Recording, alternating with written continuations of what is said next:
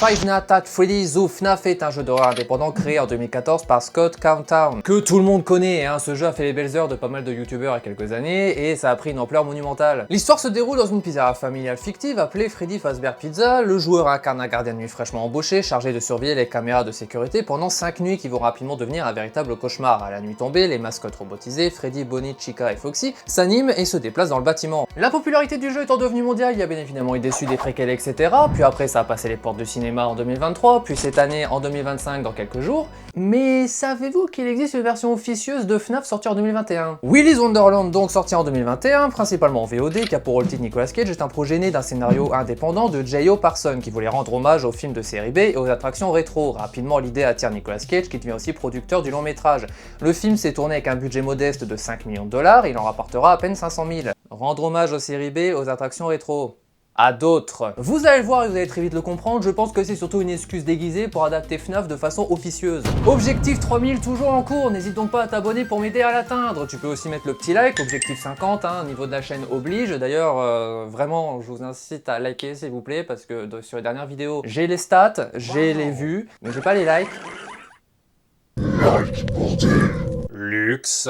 Pardon. Donne ton avis sur la vidéo ou sur le film en commentaire. Sur ce, c'est parti pour Willy's Wonderland, générique.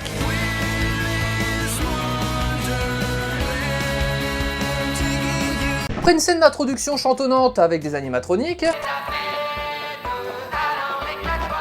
un couple se fait visiblement massacrer devant les yeux d'une petite fille. On enchaîne sur une grosse voiture de bonhomme. Elle fait du bruit, elle roule vite, mais les pneus vont se faire éclater par des clous. C'est dommage, les pneus c'est pas pris en charge par l'assurance. Putain, mais je suis vieux à ce point-là pour me faire ce genre de réflexion. On nous introduit notre héros en la personne de Nicolas Cage, qu'on appellera par son nom d'acteur, hein, parce qu'il n'a pas de nom dans le film, hein, il est crédité en tant qu'homme à tout faire. Nicolas se prend une boisson énergisante, punch. Avant de sortir de sa voiture, il a une veste en cuir, des lunettes de soleil et un visage figé parce que c'est un bonhomme. Il sera pris en stop par un garagiste qui va lui raconter sa vie, mais Nico sans mélanger glaoui. Au même moment, une fille qu'on apprendra plus tard s'appeler Liv essaye d'incendier un restaurant visiblement abandonné du nom de Willy's Wonderland. Elle sera arrêtée par la shérif qui croisera le chemin du garagiste avec un Nicolas Cage qui a l'air bien en crush sur la jeune femme. Belle petite Camaro, bleu azur métallisé.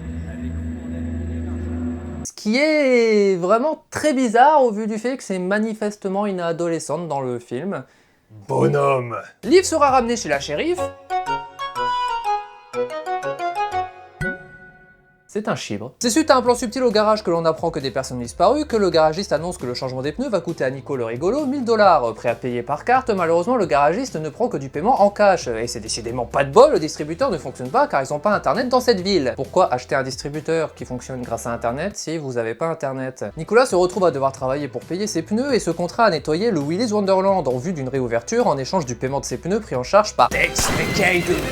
10 balles qu'avec un nom pareil, il a une casquette Make America Great Again qui traîne chez lui. On nous présente brièvement les animatroniques. Salut les enfants, je suis Willy le furet. On a Artie l'alligator, Sarah la sirène, Camille le caméléon, Gus le gorille, le chevalier, Ozzy l'autruche et Tito la tortue. Waouh! Ils sont nuls à chier. Un groupe de jeunes viennent libérer Liv. Une fois démenotté, ils décident d'aller au Willy's car il s'y passerait des choses étranges. Notre héros serait donc depuis le début tombé dans un piège? Bah dis donc ma foi, c'est une révélation des plus grotesques. Mr. Cage démarre le nettoyage, enchaîne avec un petit punch pour se booster, trouve un flipper dans la cuisine. Il y a littéralement une salle de jeu juste à côté, que fout un flipper dans la cuisine? Le nettoyage se poursuit avant de faire face à l'autruche qu'il va maîtriser pour ne pas dire qu'il va l'éclater.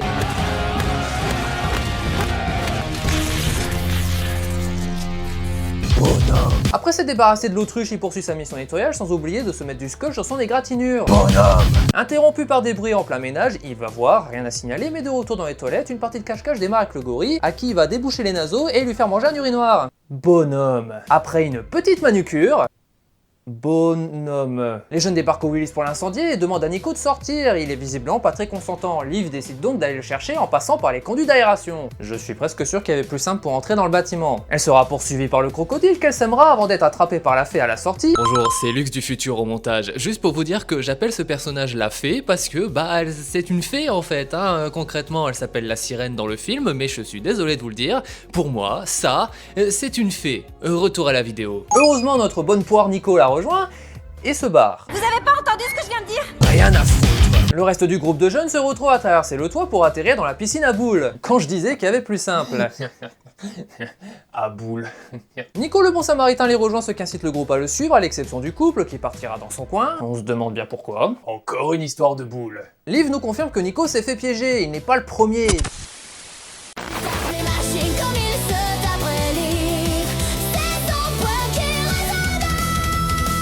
Avant sa fermeture, Jerry et sa bande étaient des tueurs d'enfants. Après un rituel satanique, ils auraient pris possession des corps des animatroniques pour continuer leur massacre, ce qui aboutira à la fermeture du restaurant.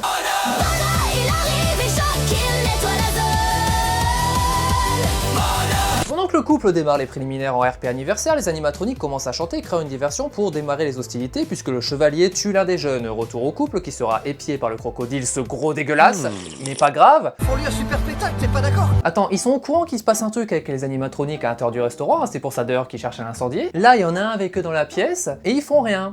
Alors je sais que les hormones ont tendance à être en ébullition au moment de l'adolescence, mais me semble-t-il que l'être humain est quand même équipé d'un cerveau et d'un instinct de survie normalement. Pendant que Nico se tape sa meilleure partie de flipper, un des jeunes qui se cache du lézard décide d'appeler la shérif. Voilà, tu vois, typiquement ça c'est un exemple d'intelligence et d'instinct de survie. Après le coup de fil, il va sortir de sa cachette et commencer à parlementer avec l'animatronique, croyant qu'elle lui veut du bien parce que c'est ce qu'elle lui a dit. Ouais bon bah à un moment niquez vos mères. Pendant qu'un autre jeune random se fera tuer, Nicolas Cage décide d'intervenir en décapitant le chevalier, puis regarde à nouveau Liv avec insistance.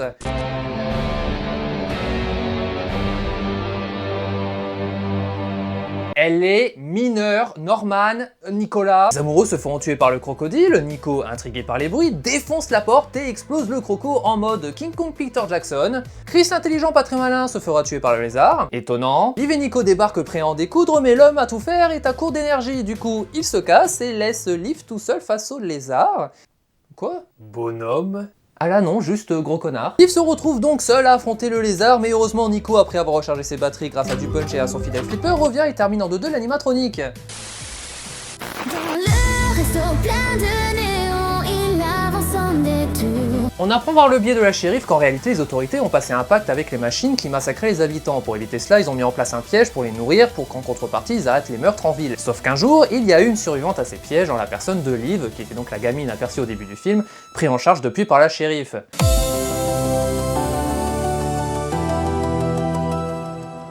La shérif débarque, mais en joue Nicolas car elle n'aime pas le fait qu'il s'en sorte aussi bien et ordonne à son assistant de ramener Liv à la maison. Nico attaché, laissé aux mains des machines, va se lever, activer la musique et...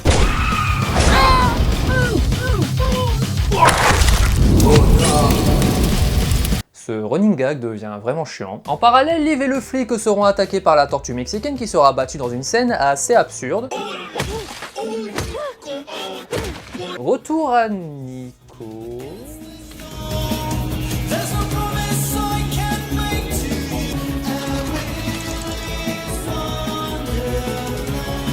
Pourquoi le film part en couille tout d'un coup là? La shérif constate qu'il a une nouvelle fois survécu et décide de l'offrir elle-même en sacrifice aux machines qui sont très peu reconnaissantes puisque Willy entre enfin en scène, la tue et enchaîne Nicolas qui pour une fois se retrouve sérieusement en difficulté, mais en bon bonhomme qu'il est, déterminé à se venger de cette humiliation, va se rebooster, mettre des canettes dans un sac et s'armer d'un bâton pour éclater Willy, qui à mon avis n'a rien vu venir, puisqu'il va se faire enchaîner avant un fatality des familles. Après cette victoire, Nico finit au calme son nettoyage, rejoint par Tex et le garagiste au petit matin, auprès de qui il va récupérer les clés de sa voiture.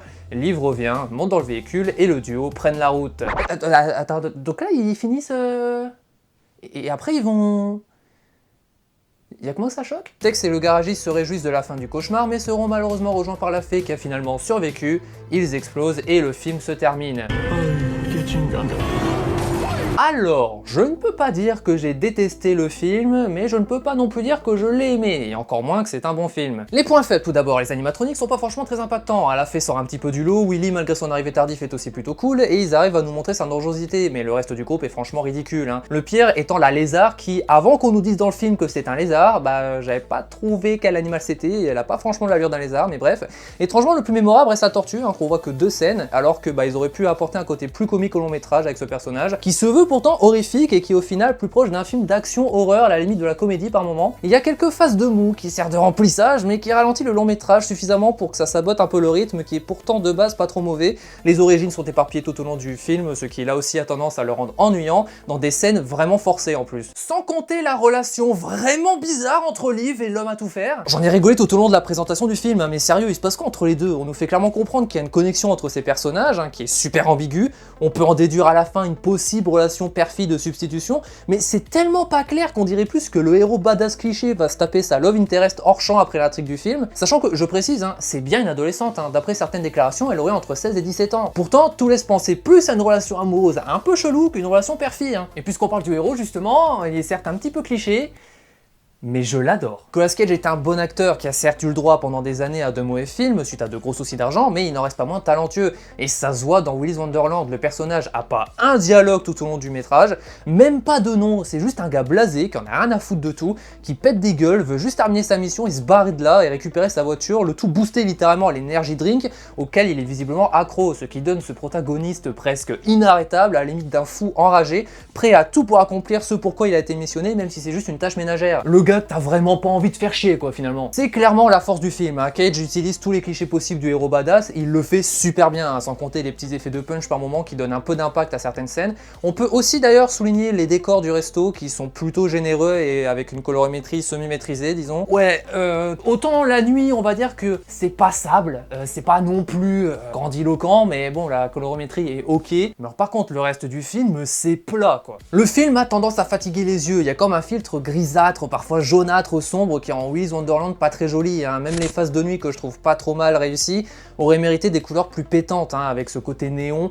Le film est visuellement sombre, rendant le tout pas très agréable à l'œil par moments. Les acteurs jouent relativement correctement leur rôle, même si leur développement est pas très intéressant. Chris, hein, le gars fut-fut mais pas très malin là, c'est le seul à en avoir un petit peu, il veut sortir avec Liv, alors ok si tu veux, mais c'est tellement pas exploité et en plus c'est expédié comme c'est venu, hein, au moment de sa mort. Cette pseudo-relation entre Chris et Liv apporte donc absolument rien au récit, hein. En soi c'est vraiment le cliché d'une bande de jeunes qui vont se faire massacrer en mode slasher.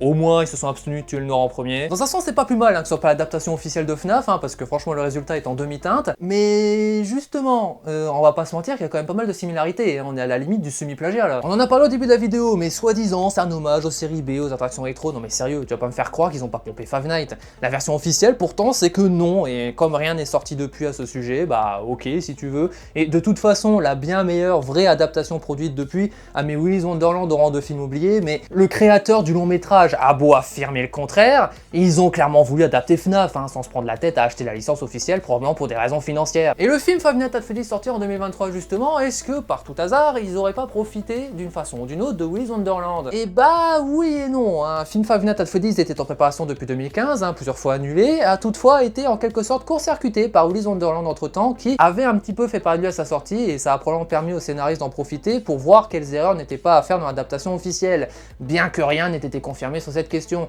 Toutefois, l'impact médiatique de la version officieuse de FNAF a très certainement poussé les studios à proposer rapidement après un vrai film adapté de l'univers des jeux, voyant l'engouement du public pour un tel projet. Nous arrivons à la fin de cette vidéo. C'est pas bientôt Noël en fait? Si... T'as pas prévu de faire un spécial Noël toi cette année justement? Si... Laisse-moi deviner, comme tous les youtubeurs cinéma à cette période, tu vas parler de Maman j'ai raté l'avion. Si. Pour ne pas louper ça, abonne-toi, objectif 3000 toujours en cours, hein, sérieux, on a vraiment du mal à les atteindre, ces putains de 3000. Donc vraiment, aide-moi à les atteindre en t'abonnant. La cloche, le like, objectif 50, je rappelle. Un grand merci à Shiroto.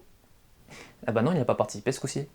Cela étant que puisqu'on parle de Shiroto, il a lui-même fait une vidéo sur Willy's Wonderland, hein, donc si tu veux avoir un autre avis, une autre manière de traiter le film, n'hésite pas à aller voir sa vidéo, le lien est en description. Les réseaux sociaux ici présentement, c'est pas vrai, hein, je les ai ajoutés au montage. Ajouté au montage? Mais Lux, moi je les vois. Et justement, on se retrouve pour Maman j'ai raté l'avion la prochaine fois, hein, 6 films, je pleure déjà. Ciao. All the fear gathered